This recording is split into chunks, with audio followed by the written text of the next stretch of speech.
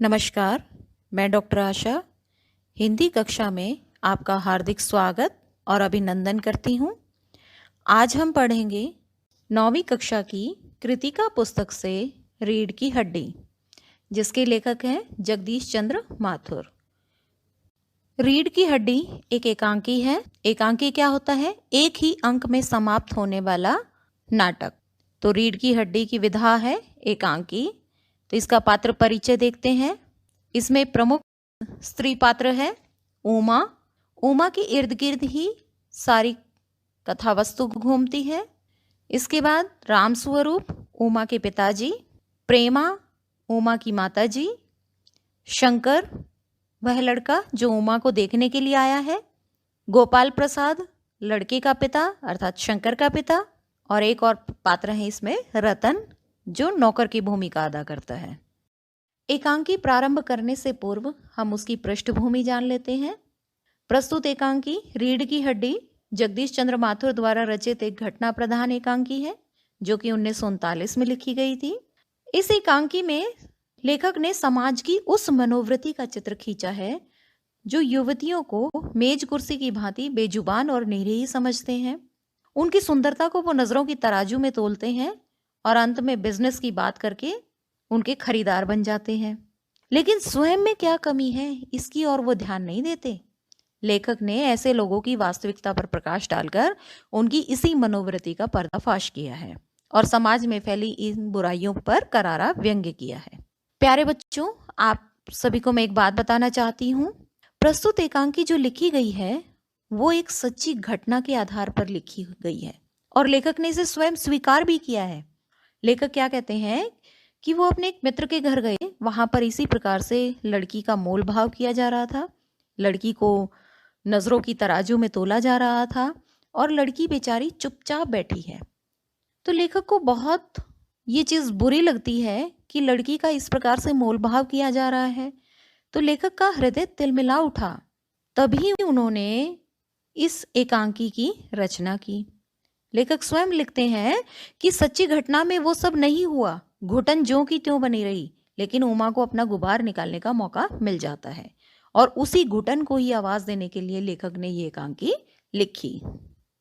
मामूली तरह से सजा हुआ एक कमरा, अंदर के दरवाजे से आते हुए जिन महाशय की पीठ नजर आ रही है वे अधेड़ उम्र के मालूम होते हैं। एक तख्त को पकड़े हुए पीछे की ओर चलते चलते कमरे में दाखिल होते हैं और तख्त का दूसरा सिरा उनकी नौकर ने पकड़ रखा है। अबे धीरे धीरे चल, अब तख्त को उधर मोड़ दे। हाँ उधर, हाँ बस बस बस। बिछा दूं साहब। और क्या करेगा, परमात्मा के यहाँ अक्ल बट रही थी तो तू देर से पहुंचा था क्या? बिछा दूं साहब। और ये पसीना किस लिए बहाया है? ही ही ही ही। हंसता क्यों है? अबे हमने भी जवानी में कसर की हैं, कलसों से नहाता था लोटों की तरह। ये तख्त क्या चीज है? उसे सीधा करियो। हाँ हाँ हाँ हाँ बस ऐसे। और सुन, बाबूजी से दरी मांग ला, इसके ऊपर बिछाने के लिए चद्दर भी, कल जो धोबी के यहाँ से आई थी, हाँ वही वही। नौकर जाता है। बाबू साहब इस बीच में मेजपोश ठीक करने लगते हैं। एक झाड़न से गुलदस्ते को साफ करते हैं। कुर्सियों पर भी 2-4 हाथ लगाते हैं। सहसा घर की मालकिन प्रेमा आती है। गदुम्बी रंग, छोटा कद, चेहरे और आवाज से जाहिर होता है किसी काम में बहुत व्यस्त हैं। उनके पीछे पीछे भीगी बिल्ली की तरह नौकर आ रहा है, खाली हाथ। बाबू राम स्वरूप दोनों तरफ देखने लगते हैं। मैं कहती हूँ तुम्हें इस वक्त धोती की क्या जरूरत पड़ गई? एक तो वैसे ही जल्दी जल्दी में। धोती?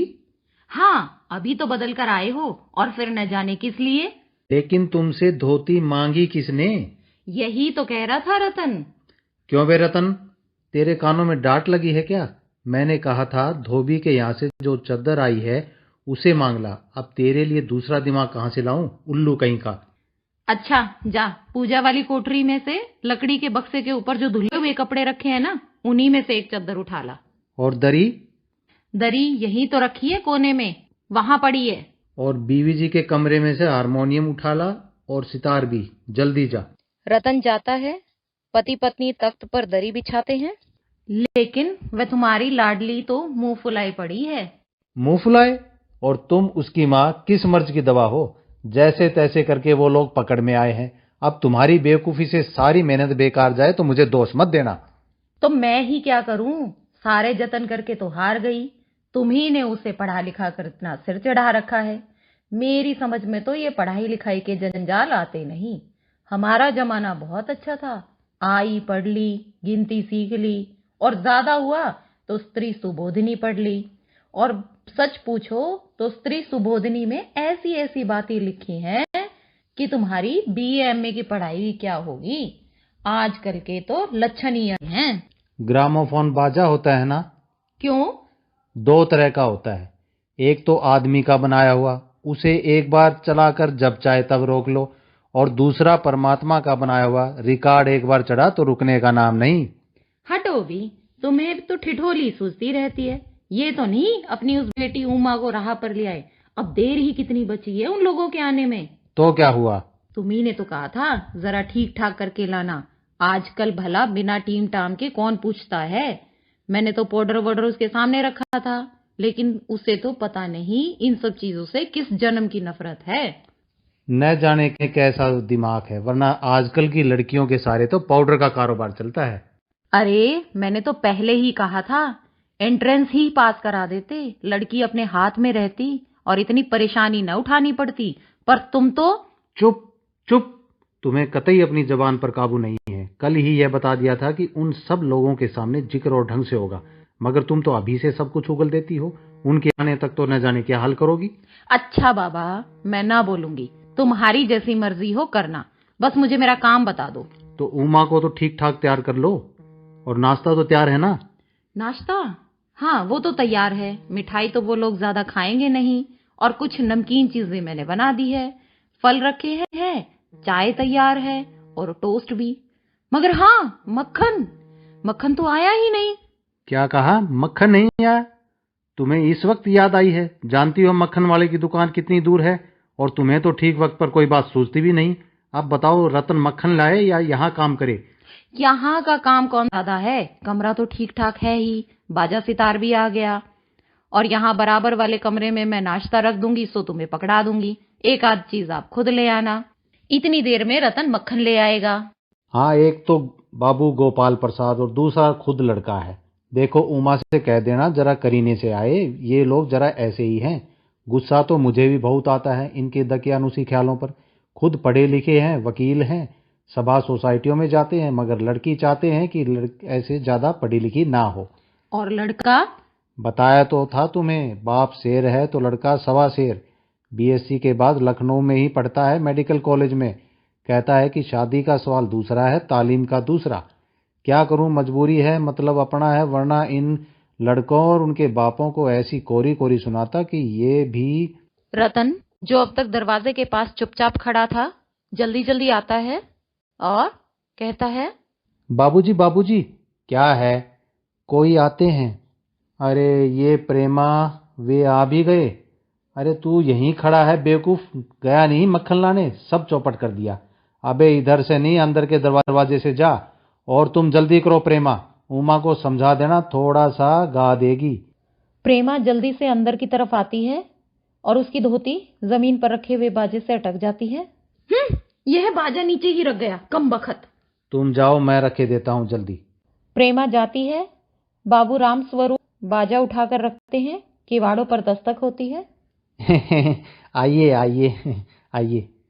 बाबू गोपाल प्रसाद और उनके लड़के शंकर का आना, आंखों से लोक चतुराई टपकती है। आवाज से मालूम होता है कि काफी अनुभवी और फितरती महाशय हैं। उनका लड़का कुछ खीस निपोरने वाले नौजवानों में से है। आवाज पतली है और खिसियाहट भरी, झुकी कमर इनकी खासियत है। राम स्वरूप के संवाद हैं, अपने दोनों हाथ मलते हुए। इधर तशरीफ लाइए, इधर। मकान ढूंढने में कोई तकलीफ तो नहीं हुई?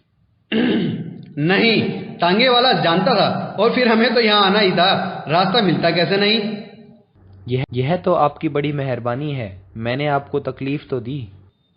अरे नहीं साहब, जैसा मेरा काम वैसा आपका काम। आखिर लड़के की शादी तो करनी ही है, बल्कि यूँ कहिए मैंने आपके लिए खासी परेशानी कर दी। यह लीजिए, आप तो मुझे कांटों में घसीटने लगे। हम तो आपके सेवक ही हैं। थोड़ी देर के बाद लड़के की ओर मुखातिब होकर, लड़के की ओर देखकर, और कहिए शंकर बाबू, कितने दिनों की छुट्टियां हैं? जी, कॉलेज की तो छुट्टियां नहीं है, पर वीकेंड में चला आया था। आपके कोर्स खत्म होने में तो अब साल भर ही रहा होगा। जी, यही कोई साल 2 साल। साल 2 साल? जी, एक आध साल का मार्जिन रखता हूँ। बात यह है साहब, यह शंकर एक साल बीमार हो गया था। क्या बताए, इन लोगों को इसी उम्र में सारी बीमारियां सताती है।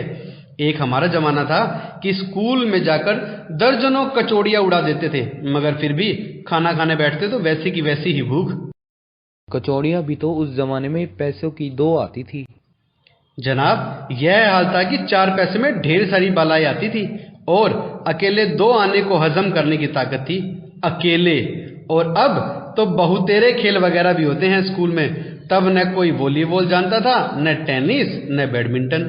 बस कभी हॉकी या क्रिकेट कुछ लोग खेला करते थे, मगर मजाल कि कोई कह जाए यह लड़का कमजोर है। जी हाँ, उस जमाने की तो बात ही दूसरी थी। और पढ़ाई का यह हाल था कि एक बार कुर्सी पर बैठे की 12 घंटे की सीटिंग हो गई। 12 घंटे। जनाब, मैं सच कहता हूं कि उस जमाने का मैट्रिक वह अंग्रेजी लिखता था फर्राटे की, और आज के एमए भी मुकाबला नहीं कर सकते। जी हाँ, यह तो है ही। माफ कीजिएगा बाबूराम स्वरूप, उस जमाने की जब याद आती है अपने को जब्त करना मुश्किल हो जाता है। जी हाँ, वह तो रंगीन जमाना था, रंगीन जमाना। अच्छा, तो साहब बिजनेस की बातचीत हो जाए। बिजनेस? बिज? ओ अच्छा, लेकिन जरा नाश्ता तो कर लीजिए। यह सब आप क्या तकल्लुफ करते हैं? तकल्लुफ किस बात का? यह तो मेरी बड़ी तकदीर है आप मेरे यहाँ तशरीफ लाए, वरना मैं किस काबिल हूँ। माफ कीजिए जरा, अभी हाजिर। आदमी तो भला है, मकान से हैसियत भी बुरी नहीं मालूम होती। पता चले लड़की कैसी है। जी। क्यों, क्या हुआ? कुछ नहीं। झुककर क्यों बैठते हो? ब्याह तय करने आए हो, कमर सीधी करके बैठो। तुम्हारे दोस्त ठीक कहते हैं, शंकर की बैकबोन। इतने में बाबू रामस्वरूप आते हैं, हाथ में चाय की ट्रे लिए हुए मेज पर रख देते हैं। आखिर आप माने नहीं? चाय प्याले में डालते हुए, आपको विलायती चाय पसंद है या हिंदुस्तानी?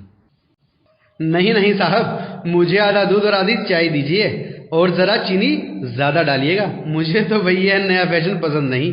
एक तो वैसे ही चाय में पानी काफी होता है, और फिर चीनी भी नाम के लिए डाली जाए तो जायका क्या रहेगा। कहते तो आप सही हैं। शंकर को चाय का प्याला पकड़ाते हुए, सुना है सरकार अब ज्यादा चीनी लेने वालों पर टैक्स लगाएगी। सरकार जो चाहे सो कर ले, पर अगर आमदनी करनी है तो सरकार को बस एक ही टैक्स लगाना चाहिए। वह क्या? खूबसूरती पर टैक्स। मजाक नहीं साहब, यह ऐसा टैक्स है जनाब के देने वाले चू भी ना करेंगे। बस शर्त यह है कि हर एक औरत पर यह छोड़ दिया जाए कि वह अपनी खूबसूरती के स्टैंडर्ड के माफिक अपने ऊपर टैक्स तय कर ले। फिर देखिए सरकार की कैसी आमदनी बढ़ती है। वाह, खूब सोचा आपने। वाकई आजकल यह खूबसूरती का सवाल भी बेढब हो गया है। हम लोगों के जमाने में तो यह कभी उठता भी न था। तश्तरी गोपाल प्रसाद की ओर बढ़ाते हैं। लीजिए। और गोपाल प्रसाद उसमें से एक समोसा उठाते हैं। कभी नहीं साहब, कभी नहीं। राम स्वरूपकर की ओर मुखातिब होकर, आपका क्या ख्याल है शंकर बाबू? किस मामले में? यही कि शादी तय करने में खूबसूरती का हिस्सा कितना होना चाहिए? यह बात दूसरी है बाबू राम स्वरूप। मैंने आपसे पहले भी कहा था, लड़की का खूबसूरत होना निहायत जरूरी है, कैसे भी हो, चाहे पाउडर वगैरह लगाए चाहे वैसे ही। बात यह है कि हम आप मान भी जाएं, मगर घर की औरतें तो राजी नहीं होती। आपकी लड़की तो फिर भी ठीक है। जी हाँ, वह तो आप भी देख लीजिएगा। देखना क्या, जब आपसे इतनी बातचीत हो चुकी है तब तो यह रस्म ही समझिए। यह तो आपका मेरे ऊपर भारी एहसान है। और जायचा तो मिल ही गया होगा। जी, जायचे का मिलना क्या मुश्किल बात है। ठाकुर जी के चरणों में रख दीजिए, बस खुद ब खुद मिला हुआ समझिए। यह ठीक कहा आपने, बिल्कुल ठीक। लेकिन हाँ, यह जो मेरे कानों में भनक पड़ी है, यह तो गलत है ना? क्या? यह पढ़ाई लिखाई के बारे में। जी हाँ, साफ बात है साहब, हमें ज्यादा पढ़ी लिखी लड़की नहीं चाहिए। मेम साहब तो रखनी नहीं, कौन भुगतेगा उनके नखरों को? बस हद से हद मैट्रिक पास होनी चाहिए। क्यों शंकर? जी हाँ, कोई नौकरी तो करानी नहीं। नौकरी का तो कोई सवाल ही नहीं उठता। और क्या साहब, देखिए कुछ लोग मुझसे कहते हैं कि जब आपने अपने लड़कों को बीए एमए तक पढ़ाया है, तब उनकी बहुएं भी ग्रेजुएट लीजिए। भला पूछिए इन अकल के ठेकेदारों से कि क्या लड़कों की पढ़ाई और लड़कियों की पढ़ाई एक बात है? अरे मर्दों का काम तो है पढ़ना और काबिल होना। अगर औरतें भी वही करने लगी, अंग्रेजी अखबार पढ़ने लगी और पॉलिटिक्स वगैरह पर बहस करने लगी, तब तो हो चुकी गृहस्थी। जनाब, मोर के पंख होते हैं, मोरनी के नहीं। शेर के बाल होते हैं, शेरनी के नहीं। जी हाँ, और मर्द की दाढ़ी होती है, औरत के नहीं। यह भी सही है। कहने का मतलब यह है कि कुछ बातें दुनिया में ऐसी हैं जो सिर्फ मर्दों के लिए हैं, और ऊंची तालीम भी ऐसी ही चीजों में एक है। आपने तो कुछ खाया ही नहीं, चाय के साथ टोस्ट नहीं थे, क्या बताएं वह मक्खन। चाय और लीजिए। धन्यवाद, पी चुका। आप? बस साहब, अब तो खत्म ही कीजिए। नाश्ता ही तो करना था साहब, कोई पेट तो भरना था नहीं, और फिर टोस्ट वोस्ट तो मैं खाता भी नहीं। रामस्वरूप मेज को एक तरफ सरका देते हैं, फिर अंदर के दरवाजे की तरफ मुंह करके जरा जोर से आवाज लगाते हैं। अरे जरा पान भिजवा देना। सिगरेट मंगवाऊं? जी नहीं। पान की तश्तरी हाथों में लिए उमा आती है, सादगी के कपड़े, गर्दन झुकी हुई। बाबू गोपाल प्रसाद आंखें गड़ाकर और शंकर आंखें छिपाकर उसे ताक रहे हैं। आपकी लड़की है, लाओ लाओ बेटी, पान मुझे दो। उमा पान की तश्तरी अपने पिता को देती है। उस समय उसका चेहरा ऊपर उठ जाता है और नाक पर रखा हुआ सोने की रिम वाला चश्मा दिखता है। बाप और बेटा दोनों चौंक उठते हैं। दोनों एक साथ बोलते हैं, चश्मा? जी वह पिछले महीने में इसकी आंखें दुगनी आ गई थी, सो कुछ दिनों के लिए चश्मा लगाना पड़ रहा है। पढ़ाई वढ़ाई की वजह से तो नहीं है कुछ? नहीं साहब, वह तो मैंने अर्ज किया है ना। बैठो बेटी। वहां बैठ जाओ उमा, उस तख्त पर, बाजा वाजे के पास। चाल में तो कुछ खराबी है नहीं, चेहरे पर भी छवि है। हाँ, कुछ गाना बजाना सीखा है?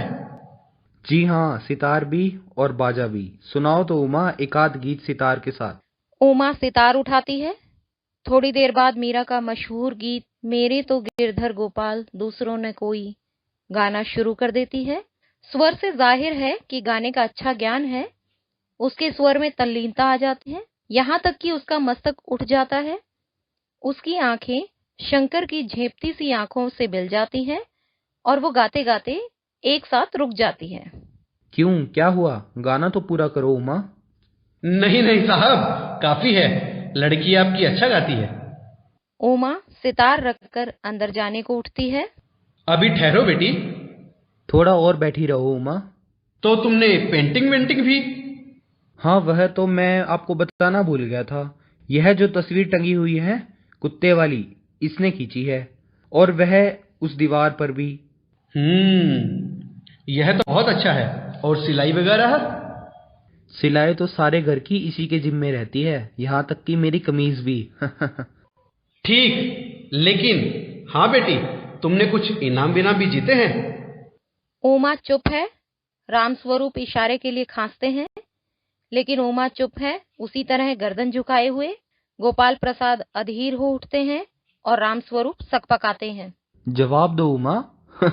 जरा शर्माती है। इनाम तो इसने। जरा इसे भी तो मुंह खोलना चाहिए। उमा देखो, आप क्या कह रहे हैं, जवाब दो ना। क्या जवाब दूं बाबूजी? जब कुर्सी मेज बिकती है तब दुकानदार कुर्सी मेज से कुछ नहीं पूछता, सिर्फ खरीदार को दिखला देता है। पसंद आ गई तो अच्छा, वरना। उमा, उमा! अब मुझे कह लेने दीजिए बाबूजी। ये जो महाशय मेरे खरीदार बनकर आए हैं, जरा पूछिए इनसे कि क्या लड़कियों के दिल नहीं होता? क्या उनके चोट नहीं लगती? क्या वे बस भेड़ बकरियां हैं जिन्हें कसाई अच्छी तरह देखभाल कर बाबू राम स्वरूप, आपने मेरी इज्जत उतारने के लिए मुझे यहाँ बुलाया था। जी हाँ, और हमारी बेइज्जती नहीं होती जो आप इतनी देर से नाप तोल कर रहे हैं। और जरा आप अपने शहजादे से पूछिए कि पिछली फरवरी ये लड़कियों के हॉस्टल के इर्द गिर्द क्यों घूम रहे थे और वहां से कैसे भगाए गए थे। बाबूजी चलिए। लड़कियों के हॉस्टल में? क्या तुम कॉलेज में पढ़ी हो? जी हाँ, कॉलेज में पढ़ी हूँ। मैंने बीए पास किया है। कोई पाप नहीं किया, कोई चोरी नहीं की और न ही आपके पुत्र की तरह ताक झांक कर कायरता दिखाई है। मुझे अपनी इज्जत, अपनी मान का ख्याल तो है, लेकिन इनसे पूछिए कि ये किस तरह नौकरानी के पैरों पड़कर अपना मुंह छिपाकर भागे थे। उमा, उमा, बस हो चुका बाबू राम स्वरूप, आपने मेरे साथ दगा किया। आपकी लड़की बीए पास है और आपने मुझे कहा था कि सिर्फ मैट्रिक तक पढ़ी है। लाइए मेरी छड़ी कहाँ है, मैं चलता हूँ। बीए पास, ओफ, गजब हो जाता। झूठ का भी कुछ ठिकाना है। आओ बेटे चलो। जी जाइए, जरूर चले जाइए, लेकिन घर जाकर जरा यह पता लगाइएगा कि आपके लाडले बेटे की रीढ़ की हड्डी भी है या नहीं, यानी बैकबोन। बैकबोन। बाबू गोपाल प्रसाद के चेहरे पर बेबसी का गुस्सा है और उनके लड़के का रुलासापन। दोनों बाहर चले जाते हैं। बाबू राम स्वरूप कुर्सी पर धम से बैठ जाते हैं। उमा सहसा चुप हो जाती है। प्रेमा का घबराहट की हालत में आना। प्रेमा बोलती है, उमा, उमा रो रही है। और यही सब सुनकर राम स्वरूप खड़े हो जाते हैं। इतनी देर में रतन आता है और रतन क्या कहता है, बाबूजी मक्खन।